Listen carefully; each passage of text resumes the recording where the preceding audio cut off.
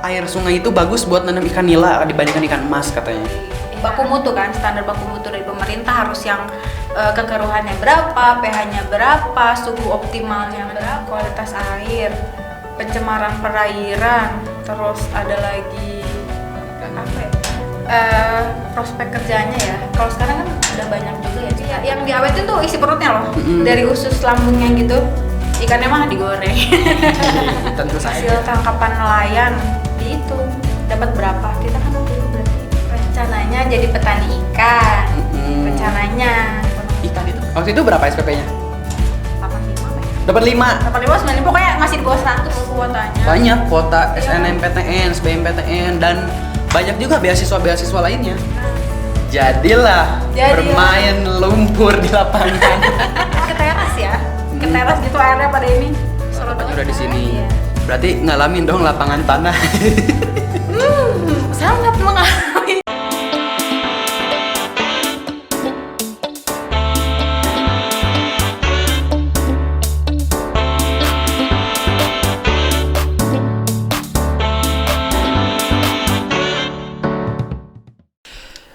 Assalamualaikum warahmatullahi wabarakatuh. Balik lagi di 107,7 FM Suara Pendidikan Merdeka SPM Radio. Bisa juga dilihat di channel YouTube SPM Radio Semangat 1 Cijeruk.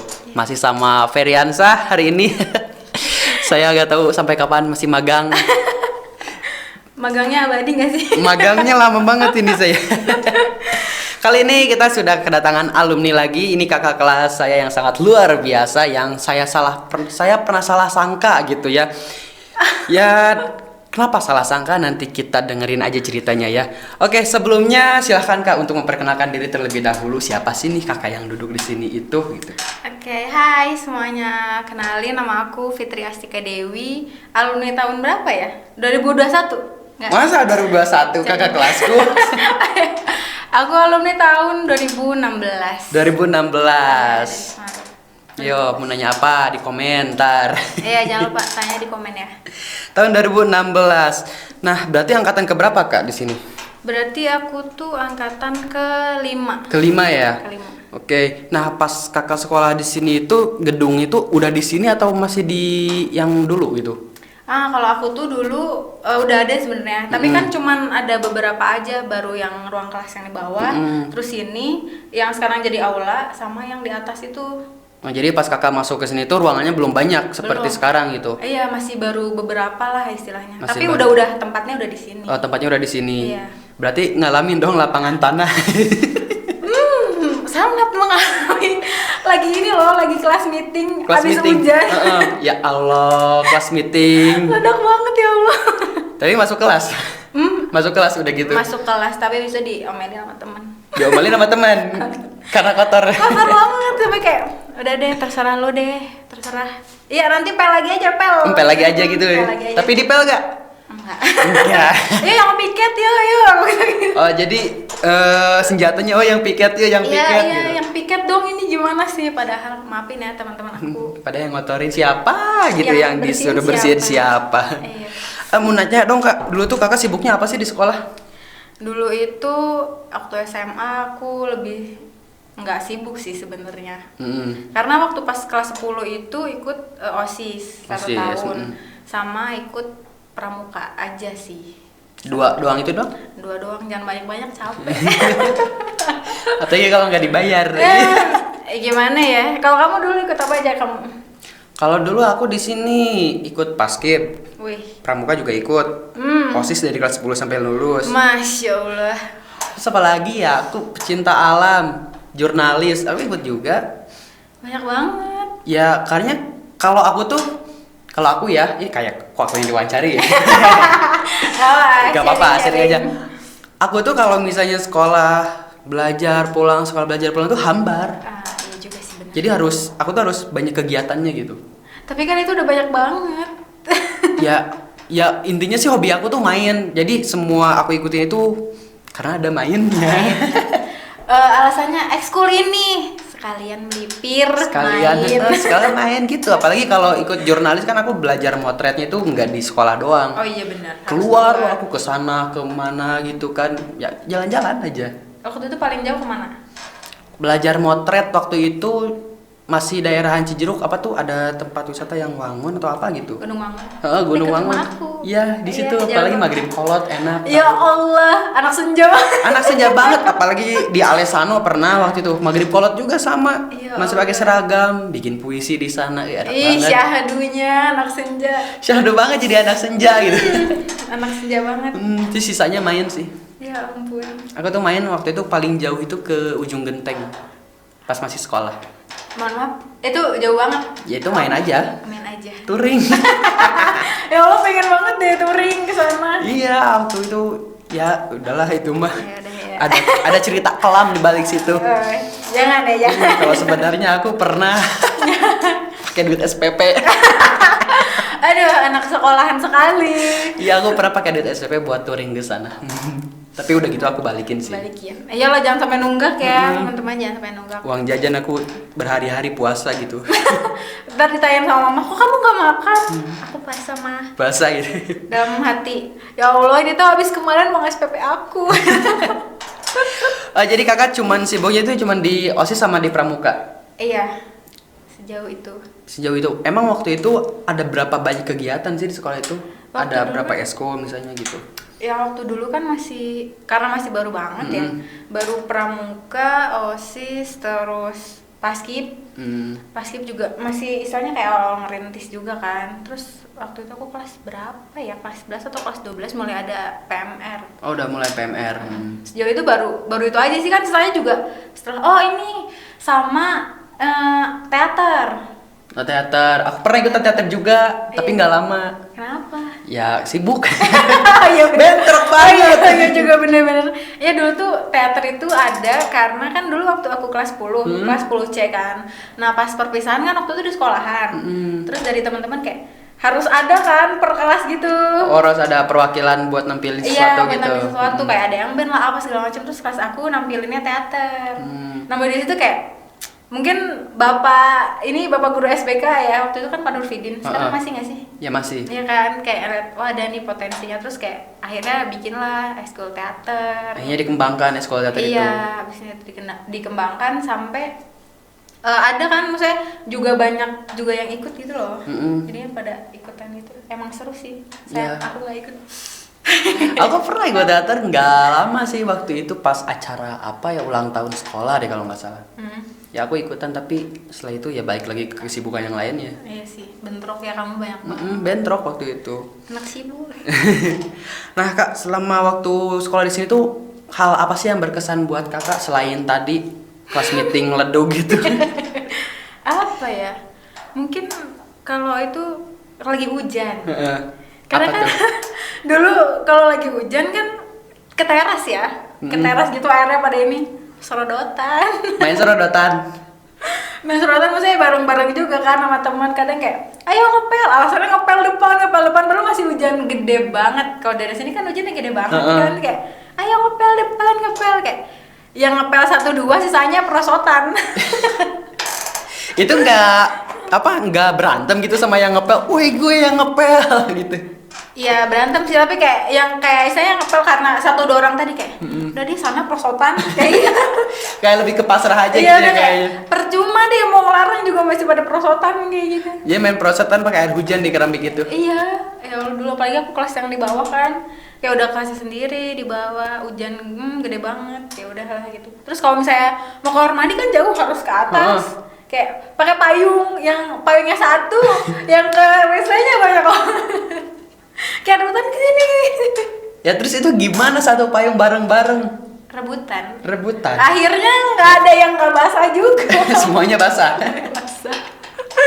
Jadi kayak ya udahlah gitu kan, kayak kan kalau aku memang suka selalu bawa payung kan, karena sadar sekolahnya daerah sini, jadi kayak intensitas hujannya juga lebih sering kan daripada daerah rumahku.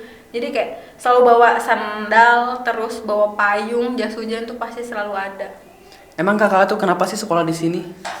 Dulu tuh sebenarnya aku nggak ada niatan sama sekali sekolah di sini kan. Dulu kan aku waktu SMP tuh di SMP 13 Bogor, daerah Pemayanan kan, Iya, iya. daerah sana. Terus waktu itu aku mau daftar sekolah di beberapa SMA negeri lah di sana gitu kan. Yang di kota Bogor. Iya, di kota Bogor. Terus ada tuh aku daftar di saran orang tua kayak udah daftar SMA sini aja yang nggak terlalu jauh dari rumah karena kan Bogor macet banget. Iya, macet. ya kan. Terus habis kayak gitu cuman beda 0,01 atau 0,5 gitu kan. Belakangnya doang nih. Nemnya. Iya. Dulu tuh bukan pakai nem gitu loh, kayak nggak ngerti deh hasil hitungan gimana. Pokoknya ada nilai rapotnya juga gitu. Cuman kan waktu dulu tuh kayak kita daftar dulu, setelah daftar udah sekitar seminggu baru ditetapin passing grade-nya. Oh. Jadi kayak tinggal dikit terus akhirnya kayak kata orang tua, udah sekolah swasta di sini aja ya deket sekolah SMP. Terus aku bilang nggak mau gitu. Nggak mau di swasta. Nggak mau di swasta yang itu. Dan aku juga memang nggak kepikiran mau sekolah di mana gitu, enggak juga. Karena waktu itu kan karena memang aku setiap hari lewat sekolah itu terus kayak enggak deh. Maksudku aku mungkin ngeliatnya juga sekolahnya memang cukup bagus ya dari segi pendidikannya gitu. Cuman mungkin arah pergaulannya kali ya nggak sesuai dengan aku karena anaknya apa ya? Mungkin sekolah udah pada dandan, sedangkan kan aku polos dan kayak apaan sih lu mau sekolah atau mau mejeng? Gitu Oh, kan. jadi di sana itu rata-rata pada dandan. Iya gitu, kayak aku ngeliatnya iya apa sih segala rok di apa sih dilipat gitu biar jadi ngatung loh. Oh iya. Terus kayak enggak deh. Terus setelah itu ada kenalan papaku, memang tetangga rumah juga.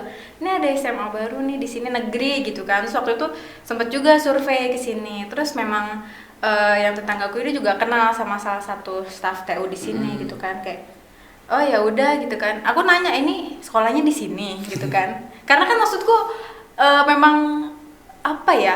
Karena bangunannya baru sedikit loh. Kan baru sedikit terus akhirnya aku tanya, "Ini sekolahnya di sini?" Iya gitu. Tapi ini negeri. Iya ada negeri gitu.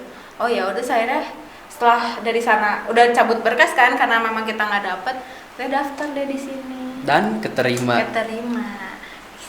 Jadilah bermain lumpur di lapangan. Main lumpur banget. Seumur umur tuh kayak aku hampir dibilang kasarnya kayak bisa dihitung jari loh main lumpur, main tanah itu. Karena nggak diizinin. Karena dulu aku kan tinggalnya sama nenekku. Udah tinggal kayak gitu kayak istilahnya apa ya? Cukup ketat lah. Jadi kayak temanku kan kalau namanya di desa, orang-orang pada main ke sawah, main apa sih gitu di sawah, bajak sawah kan kayak orang-orang yang pada udah dewasa gitu kan pada bajak sawah kayak pengen ikut gitu kan. Temanku nggak usah gitu. Lah kenapa gitu? Nanti dimarahin mbahmu, kamu kotor gitu. Kayak ya udah akhirnya SMA bisa main lumpur. Main serodotan juga. Iya, jadi kayak wow, ada hikmahnya. Hikmah yang baik. Iya.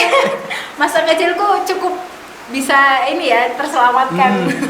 Seenggaknya walaupun udah remaja gitu, masih menikmati masa kecil gitu, walaupun telat gitu ya. Iya, apa-apa deh. Daripada nggak sama sekali. Gitu. Daripada aku pas udah tua tiba-tiba pengen main kayak gitu kan, aduh bahaya juga.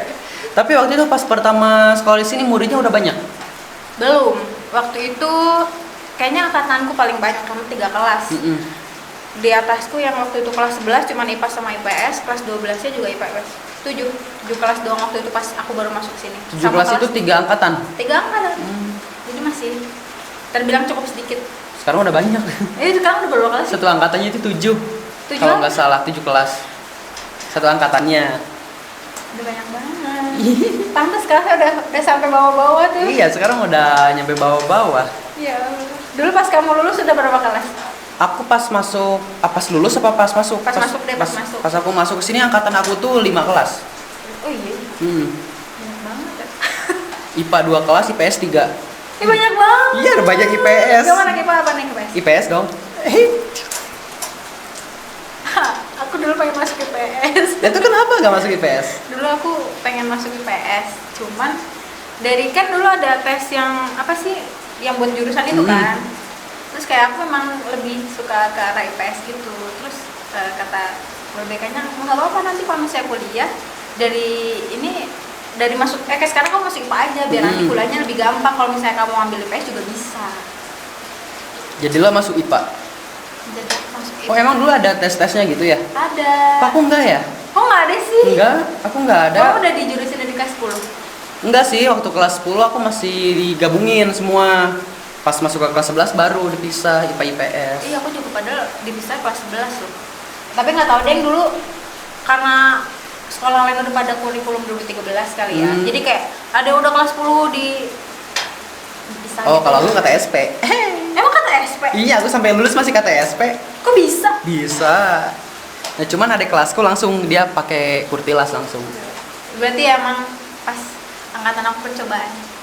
Ya, pernah juga dengar kalau angkatan kakak itu angkatan percobaan. Iya kan, percobaan banget dulu UN waktu SD. Kan kalau dulu kayak masih satu soal sekelas gitu kan. Terus waktu SD udah ada paketnya.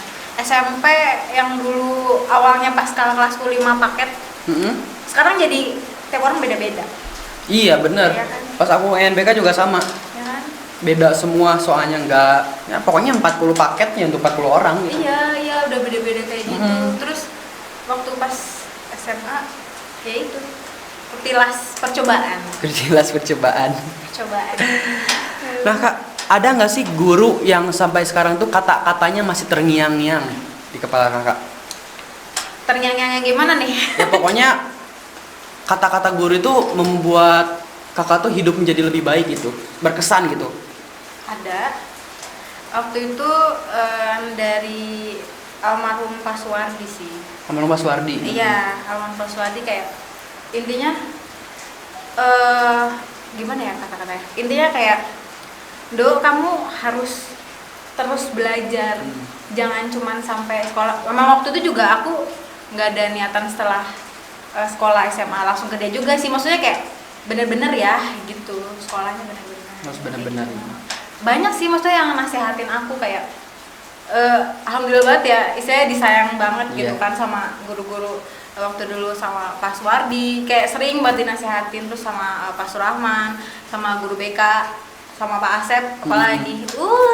Karena aku memang apa ya, terkenal di sini tuh sebetulnya anaknya Pak Asep. Karena sering masuk ruang Sering BK. ruang BK. Tapi bukan hal negatif kan? bukan. Jadi dulu aku waktu pas sekolah, kan banyak nih jam kosong, apalagi kan dulu gurunya nggak sebanyak sekarang gitu kan, jadi kayak lebih banyak jam kosong, apalagi kalau misalnya ada guru yang sakit gitu atau lagi yang ada keperluan di luar gitu kan. Terus akhirnya ya udah gabut nih, ngapain ya, ke ruang BK. Ke ruang BK. Ruang BK. Itu ngapain aja di ruang BK? Di ruang BK ngobrol sambil kan aku biasa manggilnya ayah. Ayah pengen dingin kan, kalau di BK ada dispenser yang buat ini loh, air dinginnya kan, kayak pengen minum air es gitu. Iya boleh gitu. Sama teman-temanku biasanya berempat sih kita. Seringnya berempat pada ke BK. Kalau enggak, kalau misalnya di BK-nya Pak Asepnya lagi nggak ada, suka ini ke perpus. Ngobrol juga. Kirain ke perpus baca buku, ternyata ngobrol juga. Buku gini. Terus kayak iya ada topik menarik, jadi bahan obrolan gitu. Jadi didiskusikan. Iya.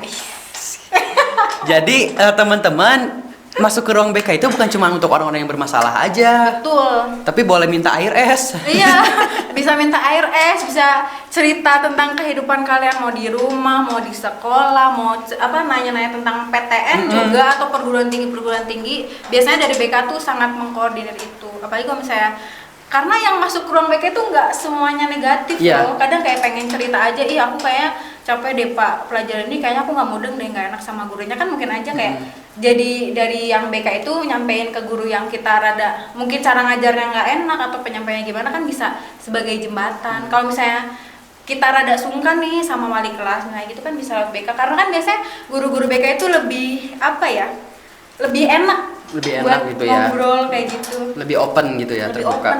Nah, apalagi kalau misalnya sekarang kan lagi pandemi nih, BK juga istilahnya nggak begitu bukan nggak begitu berpengaruh, tapi kayak kurang aja. Karena kan tatap muka BK cuman 1 jam pelajaran, apa nggak nyampe 2 kali ya? Enggak. Karena kan kayak cuman dikit banget lah. Cuman dikit. Iya dikit banget, dan kayak seminggu sekali nggak sih? Kayak apalagi kalau misalnya buat teman-teman yang nanti mau kuliah, itu kan nanti juga dibantu diarahin loh. Kalau misalnya kalian bakatnya di mana, minatnya di mana, juga dibantu dari BK kayak gitu. Nah, jadi BK itu menjembatani kalian.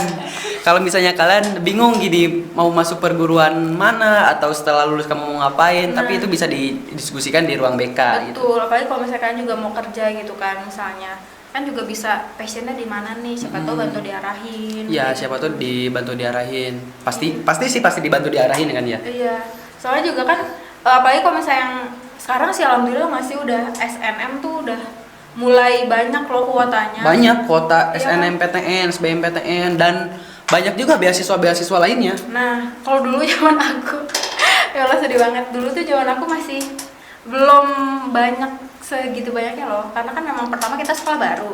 Terus yang kedua juga karena teknologi nggak kayak sekarang. Minim info juga ya. Minim info. Jadi kayak kita dulu kan istilahnya HP udah ada Android, cuman kan speknya masih Masih kentang lah. ya kentang potato. Terus kayak harus cari info perguruan tinggi kayak gitu kan. Terus waktu itu aku kan juga sempat bantu dari BK buat input, karena kan dulu guru BK cuma Pak Asep aja kan. Waktu pas aku bantuin input yang buat SNM gitu kan, masih kayak istilahnya saingan lu tuh berat buat masuk jalur SM. Bener-bener berat banget, kayak nggak ada yang udah ininya kan. Kalau misalnya udah ada yang masuk satu, seenggaknya udah ada kuota tambahannya gitu kan. Dulu aku itu belum ada. Terus kayak aku aja kuliah jalur mandiri, bukan jalur belakang ya teman-teman, jalur mandiri. Jadi emang kalau kampus UI mungkin kayak SIMAK UI yang kayak gitu-gitu, aku jalur itu waktu pas masuk Unsud.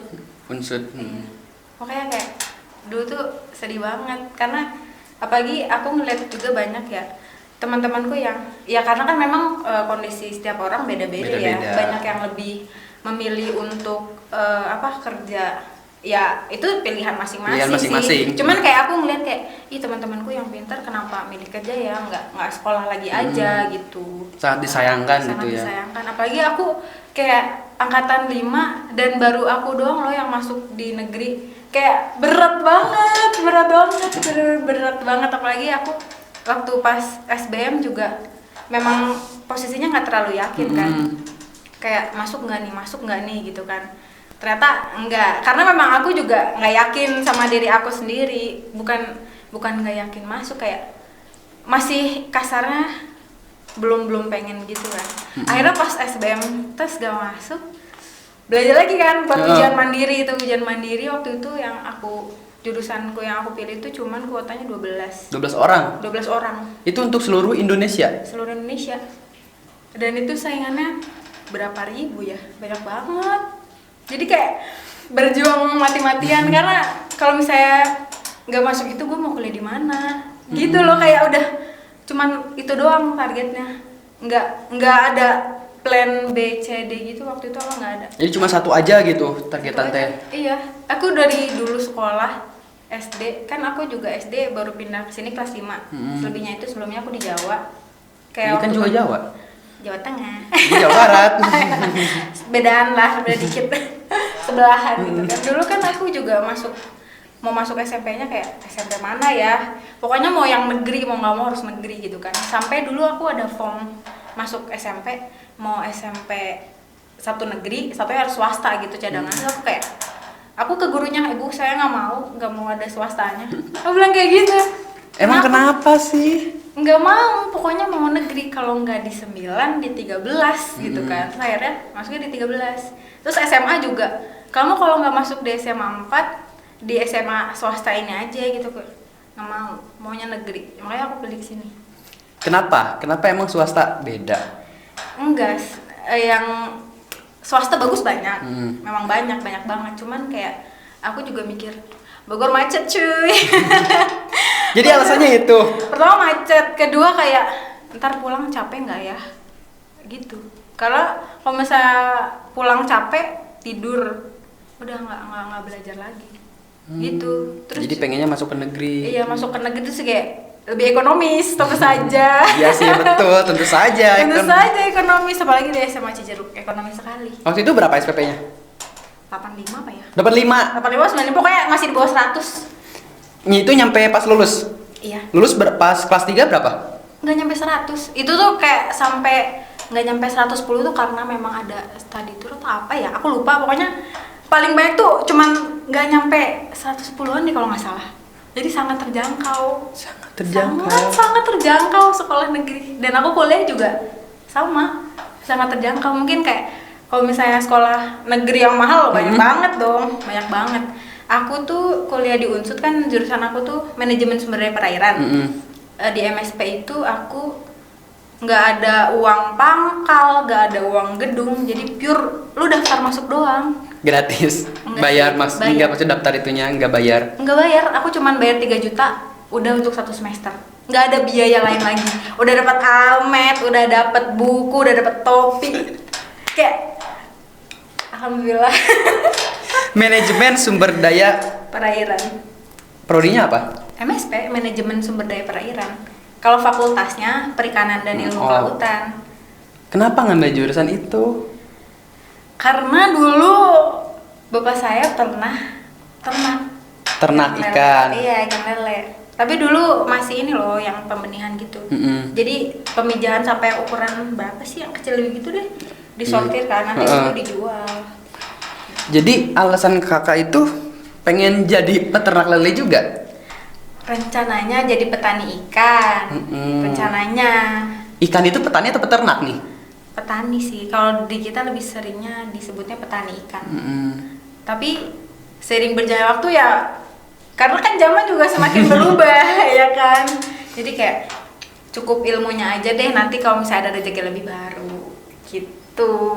Tapi dulu juga aku waktu pas kuliah, bukan karena prodiku tuh bukan budidaya perairan loh, bukan budidaya perairan, jadi lebih belajar ke kayak kualitas ikan, kualitas air, kualitas air yang pokoknya sumber daya gitu.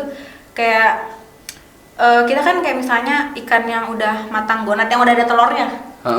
Nah, ikan yang kayak gitu aja dibedah, dihitungin tuh jumlah telurnya. Ikan banyak. Banyak banget sampai pusing. Udah sampai pusing kayak udah saya kayak mata udah jereng. Itu gimana ngitungin, mindahinnya pakai apa? Pakai pinset? Ada pakai pinset, pakai jarum telur karena kan kecil banget ya. Saking kecilnya.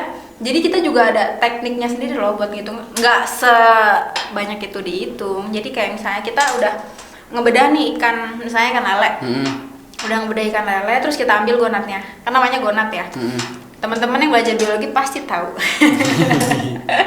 Gonatnya tuh diambil, setelah itu kan diawetin. Pakai ada beberapa larutan gitu kan. Setelah jadi keras, nanti diambil kayak seperberapanya dari itu, ada tekniknya. Nanti yang dihitung cuma segitu aja. Kalau udah dihitung segitu, pokoknya ada deh rumus-rumusnya kayak gitu. Oh, pakai rumus. Ada rumusnya. Tapi kalau Anda pengen lebih yakin, hitung satu-satu. Hitung satu-satu. Tapi kalau pakai rumus gitu akurat gak sih jumlahnya? Lebih ini ya, maksudnya bukan tabel, kayak lebih tingkat kesayangan tuh lebih rendah. Karena memang udah ada penelitiannya juga. Kayak gitu. Ituin kayak gitu fair. Udah banyak banget dan sampai pusing. Hitungin telur ikan. Iya, belum lagi ngitungin. Waktu itu pernah aku praktikum di Waduk Jenderal Sudirman, daerah Banjarnegara kan. Terus waktu pas di sana tuh bener-bener kayak hasil tangkapan nelayan dihitung dapat berapa. Kita kan waktu itu berarti 3 atau 5 kali ya. Per ekor dihitungnya per ekor. Per ekor, terus diawetin. Maksudnya yang bukan ikannya loh, kan udah diambil nih, misalnya ada jenis A, B, C, D gitu kan. Jenisnya udah nih set. Setelah itu ada dihitung kelimpahannya. Kelimpahannya. Iya, jadi kan kayak itu sampling kan.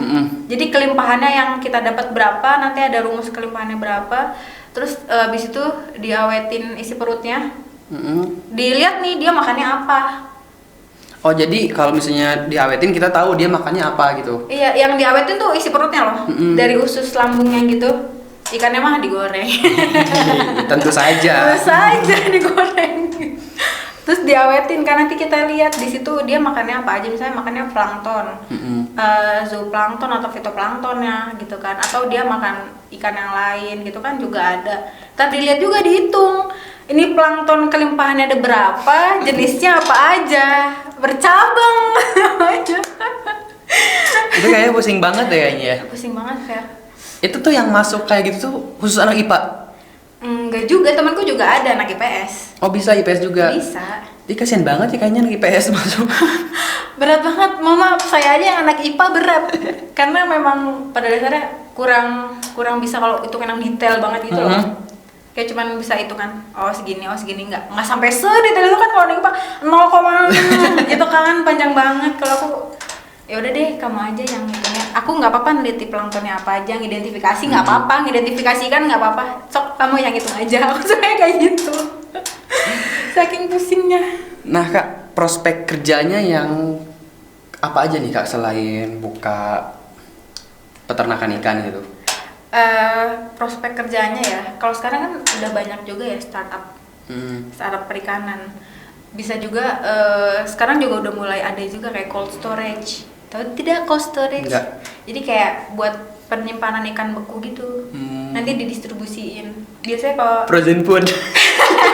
nah, frozen food juga salah satu prospeknya. Bisa juga kerja di laboratorium yang kayak QC kualitas ikan atau frozen food yang kayak gitu juga bisa. Kerja di startup juga bisa.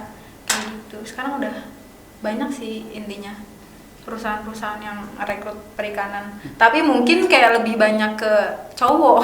Ke cowok. Iya, banyak ke cowok. Kenapa banyakan yang cowok? Karena kalau yang aku lihat ya, karena aku juga memang masih proses rekrutmen juga. Yang aku lihat tuh kalau temanku yang kerja di bidang perikanan karena lapang. Maksudnya kerja lapangan loh. Oh di lapangan. Di lapangan kayak mungkin yang kerja di tambak udang, kakak kelasku juga ada kayak gitu, ngecek kualitas air lah apa segala macam. Belum lagi kalau misalnya startup itu kan kayak ada mitra ke petani ikan. Biasanya yang lebih sering ke lapangan kan juga anak cowok gitu dibanding anak ceweknya gitu. Kalau kakak? Aku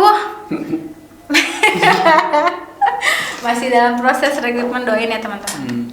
Kirain gitu mau langsung buka usaha ternak lele sebanyak-banyaknya Ya gitu. Allah, ilmuku belum banyak. Tapi kan udah lulus. Iya sih, tapi kan kalau untuk teknik budidaya kan lebih banyak. Oh, emang nggak belajar budidaya tentang budidaya praktek? Belajar juga? Kalau gimana ya jelasinnya? Kalau misalnya untuk teknik budidaya banget, enggak ya. Karena kan ya itu tadi ngitung seberapa banyak sumber daya, lebih ke situ kan. Kalau misalnya itu paling apa ya, cara pemijahan ikan itu juga dihitung lagi banyak banget. Cara memijahkan ikan itu doang, nggak sampai yang ini banget. Paling kayak belajar itu paling banyak kualitas air berapa ya, 4 semester. 4 semester kualitas air doang? Iya, ada matkulnya tuh manajemen kualitas air, pencemaran perairan, terus ada lagi apa ya, banyak banget deh pokoknya tentang pencemaran, tentang cara pengelolaan gitu, tentang kayak air limbah kayak gitu juga belajar. Jadi lebih kayak ke kualitas lingkungannya gitu. Jadi sangat relevan sama teman-teman yang dari jurusan kesehatan masyarakat. Soalnya aku juga waktu pas setelah KKN juga kan temanku ada tuh yang memang anak pindahan. Dia tadi bukan di Unsud, dari mana dia? Dari Unsil apa gitu, aku lupa, maaf ya Bi. Terus habis itu ini dia ngambil di Kesmas di situ. Terus pas aku lihat ujian, loh kok ini kayak matkulku yang kemarin aku belajar loh semester lalu kayak gitu. Akhirnya ya udah aku bantu dia belajar buat matkul gitu. Apalagi yang kayak logam berat, limbah-limbah gitu banyak banget. Oh itu dibahas juga ya? Dibahas juga. Nah kalau misalnya kita mau nanam ikan nih, menanam lagi budidaya ikan, bagusnya itu airnya yang kayak mana nih? Air sungai kah atau air pam kah? Gila air pam. Gila air pam. Kasihan ya. Saya aja nggak cocok, mohon maaf. Apalagi ikan yang hidupnya di situ. Yang pasti standar air juga kan udah ada juga dari baku mutu kan, standar baku mutu dari pemerintah harus yang kekeruhannya berapa, pH-nya berapa, suhu optimalnya berapa, kadar kalau di kolam juga kan pasti ada pakan alaminya gitu kan. Pakan alaminya juga harus istilahnya kita lihat juga pH, setelah itu apalagi ya, kayak mungkin ada parasit juga kita harus ngecek kan, siapa tahu ada. Karena misalnya aku juga pernah nih magang di BBPAT Sukabumi, Balai Besar Perikanan Air Tawar. Yang di sana itu kan aku juga waktu itu anak magang ya, jadi masih ngikut-ngikut aja gitu kan. Nah kebetulan aku di kesehatan dan karantina ikan di situ. Ikan juga di karantina ya? Karantina juga, ikan juga bisa sakit ternyata. Yang apa sih, infeksi kayak jamur kayak gitu, yang pokoknya kasihan banget deh, nggak tega beneran. Daripada dibiarin sakit, mending digoreng ya kayaknya ya. Tapi kasihan loh Fer, nggak katanya kayak gitu.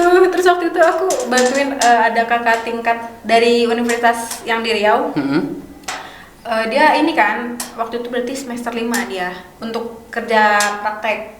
Dia waktu itu neliti tentang apa sih, parasit ikan gitu. Kan kalau mungkin teman-teman sekarang familiar tuh swab tuh kalau buat ini kan ngecek corona. Dari dulu juga memang udah ada sebenarnya, cuman memang peruntukannya yang beda-beda. Peruntukannya untuk ikan. Iya, jadi kita ini ikan nih, misalnya kita ambil ikan lele, kita swab nih kulitnya. Oh, kulitnya. Kulitnya kita swab gitu kan. Nanti ditaruh di cairan gitu. Terus kita cek deh di bawah mikroskop gitu dia ada parasit apa aja, terus kita identifikasi gitu. Bahkan nggak cuma itu, kadang ada di insang juga. Di insang. Iya, makanya kayak tidak sesimpel itu teman-teman perikanan. Ternyata begini. Buat yang nanya anak perikanan itu lulus jadi apa sih, mau ini ya jualan ikan yang kecil-kecil kayak gitu? Ikan cupang. Bisa aja. Temanku juga ada juga yang bisnis kayak gitu. Cuman kayak kalau orang kan banyaknya nggak dulu sih, sekarang kayak ngeremehin apaan sih perikanan kayak gitu kan. Anda tidak tahu dalamnya perikanan, belajar apa aja. Berat. Belajar swab ikan. Ngitungin telur ikan. Iya. Belum lagi kalau misalnya kita ke pantai.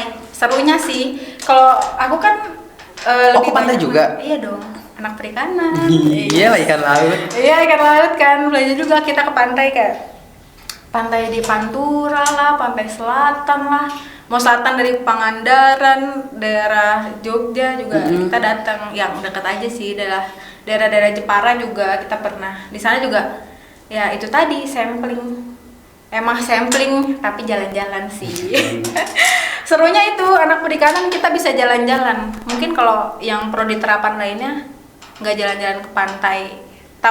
Yang ke pantai secara terstruktur loh, maksudnya ya udah main aja gitu kan. Kalau ini kan belajar iya, main iya gitu. Belajar sambil bermain. Iya, kayak gitu kan. Kayak seru aja, kayak belajar tentang ya itu ngambil sampel.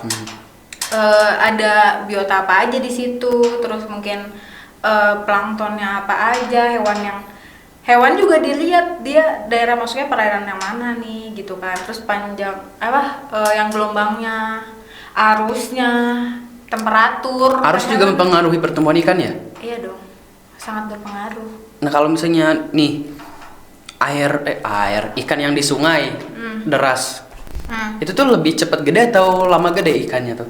Kalau deras gitu arusnya?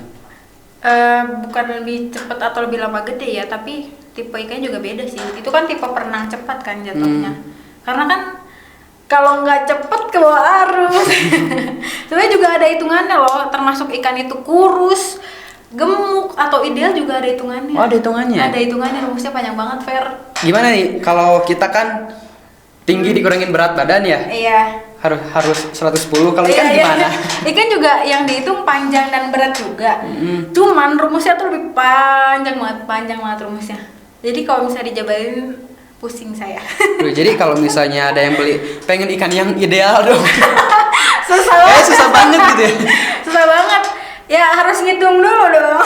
Banyak rumusnya gitu. Banyak banget ya. Dulu juga kayak gitu, Fer. Apalagi kalau misalnya aku kan dulu waktu pas kerja praktek juga. Itu kan hitungin tuh ngambilnya panjang dan berat ikan. Juga harus mikir dulu mau ikan apa nih. Kalau ikan hiu gimana? Paus. Susah. Samplingnya susah. Ngitungnya susah. Enggak sih, dia nggak mau dihitung sama aku. Kegedean, timbangannya nggak ada.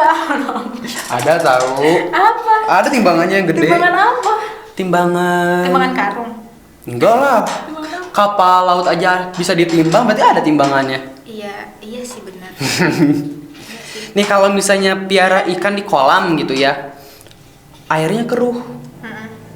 Itu mempengaruhi ke cita rasa daging ikan nggak sih? Sejauh ini sih aku nggak tahu sih maksudnya secara pastinya ya. Tapi yang aku pernah makan tuh kayak ikan patin, rada-rada rasa tanah. Soalnya kan banyak yang bilang, kalau beli ikan di sini mah kayak ada rasa tanah. Kalau misalnya beli di sini mah enggak. Iya. Itu tuh terpengaruh dari airnya kali ya? Bisa jadi kali ya. Aku juga kayak baru sekali doang dan kayak ngerasa ada ya ikan rasa tanah. Ada. Makanya kayak waktu itu pernah sekali doang kayak nyoba ikan ini kan memang ukurannya juga gede juga nggak sih? Terus kayak lebih terakumulasi gitu, mungkin partikel-partikelnya kali ya, atau ngebersihinnya kurang bersih gitu, nggak paham juga karena posisi makan di luar juga sih.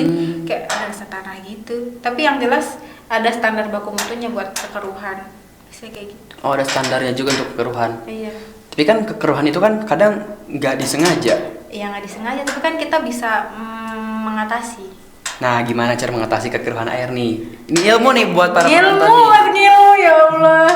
Biasa sih kalau itu kalau misalnya di akuarium ya, karena lebih nggak pernah juga gue nguras kalau misalnya kayak gitu, fair. Gak misalnya akuarium sih paling di sipon, kayak dikuras tapi nggak sampai habis banget gitu air, kayak disain berapa persen gitu. Nanti ditambah lagi. Tambahin air yang bersih gitu. Air yang bersih. Kalau aku sih pernahnya kayak gitu, nggak pernah.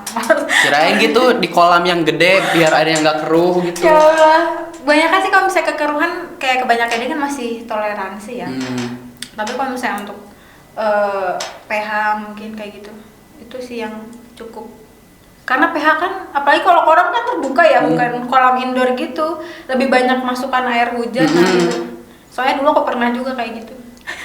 Pernah, maksudnya kayak dulu waktu pas usaha budidaya punya orang tuaku, karena memang posisinya tuh di daerah dataran tinggi, Tajur Halang, tau kan? Iya, tinggi adem. banget ya, adem banget. Iya, emang adem sih. banget, tinggi banget gitu kan. Terus kayak memang curah hujan juga tinggi, jadi lebih rawan ke penyakit ikan. Oh, ikan juga sakit karena cuaca yang dingin. Iya, terus juga karena kan masukan airnya juga kan namanya di awan udah terkontaminasi nggak? Masuk angin ikannya.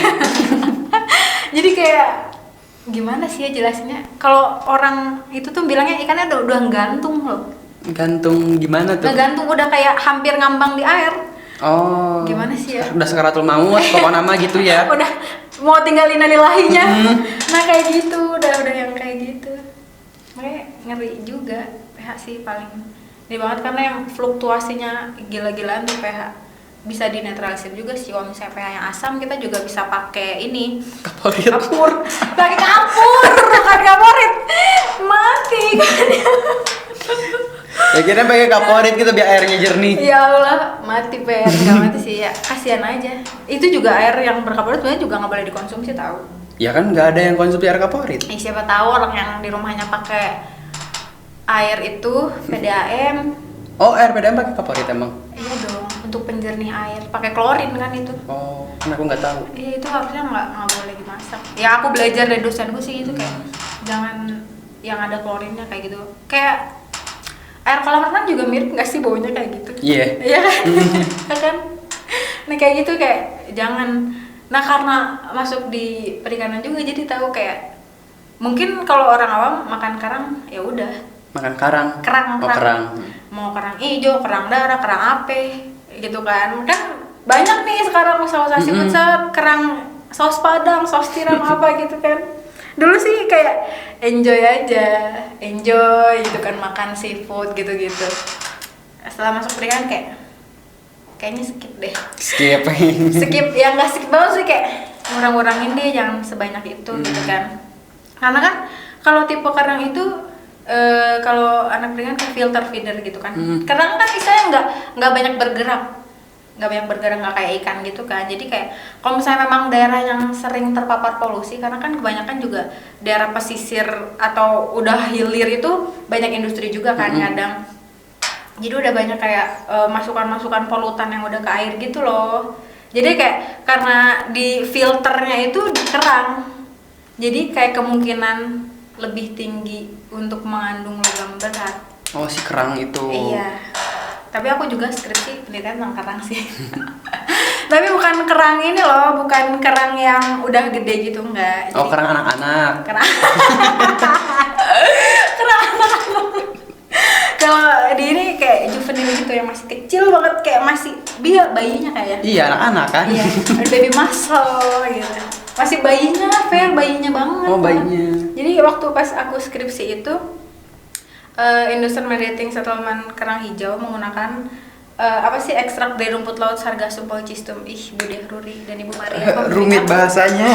Jadi intinya kayak berpengaruh nggak sih rumput laut itu buat penempelan kerang. Jadi kan kalau misalnya kerang itu juga ada yang dibudidaya kan. di daerah-daerah tertentu. Kayak jadi dia tuh nempel loh di tali gitu. Misalnya tali ini di sini tempelin sama kerang-kerang gitu, nanti tinggal kalau panen diangkat. Nah, kita nguji kalau misalnya rumput laut tuh berpengaruh apa enggak buat nanti si kerang itu nempel buat ke ini gitu. Oh gitu. Jadi kayak kadang juga ya ada plus minusnya sih. Kalau misalnya kerang-kerang kayak gitu kan plusnya juga bisa dikonsumsi kan sama kita juga. Kadang minusnya kalau misalnya dia nempel ke kapal, kan harus dibersihin juga kan. Kasihan pembersih kapal. Iya makanya kayak gitu. Katanya kalau ternak ikan nila itu bagusnya pakai air sungai ya? Nila? Enggak juga sih. Tapi juga kebanyakan air dari sungai nggak sih? Iya sih, katanya pH air sungai itu bagus buat nanam ikan nila dibandingkan ikan emas katanya. Iya, Anda budidaya daerah mana dulu? Ya nggak tahu. Nah itu budidayanya tergantung daerahnya. Kalau misalnya daerahnya masih bagus, iya nggak apa-apa. Oh tergantung daerahnya juga. Iya. Kalau kamu budidaya di hilir tapi airnya dari sungai yang udah coklat kan ngeri juga. Untung kagak. Rugi ya. Gitu. Oh gitu. Yang penting kalau kualitas air, kalau aku sih maksudnya sejauh ini yang aku tangkap dari manapun airnya asal sesuai dengan standar baku mutu. Standar baku mutu. Nah, gimana cara ngitung standar baku mutu tuh?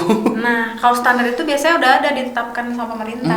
Jadi kalau misalnya pH-nya harus 7 sampai 8 kayak gitu, harus suhunya misalnya berapa derajat, harus kekeruhannya sekian NTU kayak gitu ada. Tapi kalau misalnya yang kita di sini paling banyaknya ya, karena kan nggak sedetail tuh. Kalau misalnya sedetail itu kan biasanya yang tambak-tambak udang, karena kan dia emang ya lumayan lah harganya. Biar gak rugi dia. Iya, jadi seketat itu. Tapi kalau misalnya untuk budidaya kita paling kalau air ya asal sesuai standar baku mutu dan pemberian pakannya nggak terlalu berlebihan. Oh nggak terlalu berlebihan? Berlebihan juga bahaya tahu. Obesitas? Enggak, Kan bagus ikan obesitas kan gede-gede. Mending kalau dia bener dimakan. Kan kalau kebanyakan tuh yang ngasih makan ya udah war gitu kan, kayak bawa nih sekarung sana gitu kan. Ya paling nggak kan kalau misalnya hitungannya ya 4% dari bobot tubuh ikan. Oh, 4% dari bobot tubuh ikan, hitungan cara pemberian makan. Iya. Sehari itu teh? Iya. Kalau nggak salah kayak gitu deh. Astagfirullah. Kirain gitu biar cepet gede ikannya kasih makan aja yang banyak gitu. Enggak, tapi kan kadang kalau misalnya kan kalau pakan ikan kan ngapung ya, ngapung di atas air gitu kan, lama-lama kalau dia yang nggak kemakan kan bakal turun ke bawah tuh. Udah turun ke bawah, terus nanti juga bersatu dengan feses-feses ikan. Oh iya. Belum lagi tiba-tiba hujan gede, biasanya ada istilah kalau itu upwelling dan downwelling gitu kan. Jadi kayak ada pengadukan gitu. Jadi kan yang di bawah juga banyak yang zat-zat yang kurang baik lah, bukan kurang baik. Kalau tidak termanfaatkan jadi kurang baik, kayak ada NH3 yang gitu-gitu. Nah, itu juga kan beracun buat ikan. Gitu. Jadi kayak rumit deh pokoknya. Kayak apa nih? Kayak kamu. Aku. Ya gitu, jadi kayak lebih ke apa ya, susah-susah gampang nggak sih, karena kan kebanyakan kalau petani ikan juga berdasarkan pengalaman. Ya kan lebih banyak berdasarkan pengalaman, yang dulu kayak gini berarti yang sekarang jangan kayak gitu, tanpa mereka istilahnya sekolah tinggi. Bisa juga kan antar petani kan juga bisa sharing kayak karena aku daerah ini kayak gini, gara-gara ini kayak gini, kan bisa sharing kayak gitu juga. Jadi Kapitri ini jadi apa? ternak cupang. Ada 2 di rumah. Ya 2 di ternak. Tadi tuh banyak loh aku dikasih dari tetangga, karena tetangga aku bukan nggak mau ngerawat ya, kayak mungkin dia udah ngerawat, terus kayak mungkin namanya anak kecil kan, dia waktu pas kebetulan yang ngasih ke aku itu banyak anak kecil di rumah, jadi ngasih makan ikan ya sebanyak itu. Nggak kayak itu, terus juga namanya anak kecil suka dikobok gitu kan. Oh, jadi kobok. Jadi kayak ya udah nih dikasih aja gitu. Teman-teman juga banyak sebenarnya yang penelitian juga tentang cupang juga banyak. Serius, cupang juga diteliti? Ih, serius. Bapak dekan aku aja, Pak Isti Sulistyo. Itu aja penelitiannya, maksudnya memang fokusnya di bidang ikan cupang. Ikan cupang. Teman aku juga waktu itu ada KP sama skripsi yang tentang ikan cupang gitu, strainnya lah apa kayak gitu banyak banget. Ikan emang iya sih, ikan cupang tuh mahal-mahal. Ya kan, abis sekarang semenjak pandemi harga ikan Ada yang cupang berjuta-juta. Iya kan? Iya. Mahal banget. Nah itu juga dilihat dulu dari strain apa nih, disilangin dari apa kayak gitu. Kayak gitu. Nah sekarang targetan kakak ini kedepannya apa? Akan bekerja kah atau membuka usaha ternak dalam waktu dekat ini? Aku pengennya bekerja Hmm. dalam ya masih proses rekrutmen sih. Ya doain teman-teman biar cepet dapet. Ngelamar kemana kemarin? Ada beberapa perusahaan perikanan. Oh, perusahaan perikanan. Kemarin juga sempat daftar CPNS sih di KKP, cuman emang belum rezekinya aja. Belum rezekinya, jadi ya udah sekarang jadi pengen kerja dulu. Kalau buat budidaya kayaknya nanti dulu deh. Nanti dulu Ilmuku deh. belum sebanyak itu gitu kan. Belum ada modal, Pak. Oh modal, intinya modal. Modal teman-teman, modalnya belum ada. Jadi kerja dulu ngumpulin modal. Iya, modal duit, modal ilmu itu sangat perlu. Modal mental. Iya, apalagi? Iya kan kalau misalnya rugi. Rugi Itu kan. Kolaps gitu, jangan ya Allah. Tapi mudah-mudahan selalu berhasil sih. Semoga aja ya Allah. Semoga aja. Oh ya kak, ada yang ingin disampaikan ke buat adik-adik kelas kita? Oh iya, buat adik-adik kelas, kalau misalnya kalian mau Beli ikan. nanti tunggu saya jadi pengusaha, kalian harus order ya. Besok kalau udah jadi pengusaha saya kasih link di bawah ini. Amin. Kasih link dulu aja, bukan kasih ikan. Tapi link ikan sih. Link ikan ya kan. Yang penting ada ikannya. Ada ikannya. Jadi untuk adik-adik yang apalagi sekarang masuk sekolah, kalau misalnya kalian mau kuliah, banyak banget jalan. Apalagi sekarang udah istilahnya internet udah dalam genggaman. Iya benar. Iya kan, dalam genggaman banget. Dulu mah kita handphonenya kentang. Kentang banget. Buat WhatsApp aja sama BBM udah bye. Ngelatnya. Hang.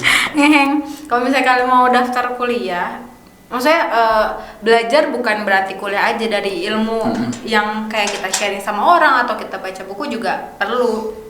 Kalian kayak sekarang lebih mudah, jadi kayak cobalah manfaatkan. Karena kan sekarang juga istilahnya SNM udah difasilitasi, SBM informasi udah di mana-mana, dari sosial media, dari website, dari manapun. Untuk yang ujian mandiri juga kalau misalnya kalian niat banget nih masuk kampus ini nih gitu, udah banyak informasi kayak gitu. Jadi gunakan fasilitas yang ada. Terus kalau misalnya kalian mungkin maaf ya kalau dari keluarga kurang mampu, juga sekarang beasiswa udah banyak. Bahkan kayak bidik misi juga kan nggak bayar sama sekali. Iya benar. Iya kan? Jadi kayak istilahnya nggak ada kata buat nggak belajar sih menurut aku. Belajar dan belajar. Belajar. Walaupun itu nanti kalian belajar karena yang salah juga itu sebuah pembelajaran. Besok jangan gitu lagi. Besok jangan gitu lagi.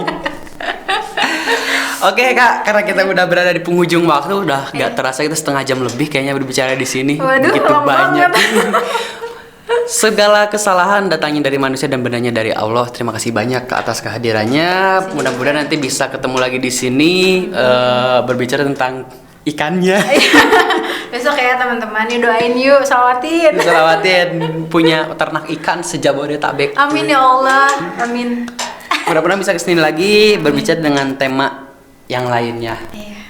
Terima kasih banyak dan terima kasih juga buat para penonton setia SPM Radio. Semoga kalian selalu sehat walafiat dan banyak rezekinya. Amin. Amin ya Allah. Semoga kita cepat dapat rezeki lagi. Amin. Amin gitu ya.